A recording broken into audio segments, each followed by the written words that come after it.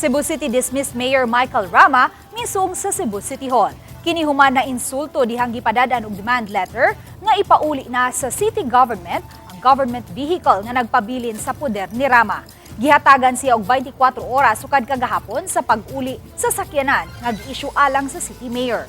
Kung magmagahi sa pag-uli sa sakyanan ang Kanhi Mayor, mapugos ang kagamhanan sa dakbayan paghimo og legal action din usan ini ang pagreklamo og carnapping. Matod ni Mayor Raymond Alvin Garcia, sa ini misulod si Rama sa City Hall diin iyang gikomprontase ang city legal nga si Attorney Santiago Ortiz kinsa mipadayag nga igo lang silang mipatuman sa proseso sa pagkuha og balik sa sakyanan sangan sa city government. Apan gipadayag ni Rama nga nainsulto siya sa gihimo sa syudad sanglit siya man ang elected mayor. Midepensa usab si Mayor Garcia nga dili ina makagamit og butang nga iya sa kagamhanan si Rama sanglit dili naman siya mayor sa dakbayan kundi usan na lang siya kapribadong individual.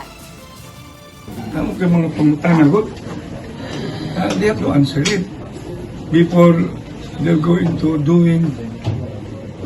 threatening me of charges. The city legal office is just doing their job, no, as mandated, no, to protect the interests of the city of Cebu.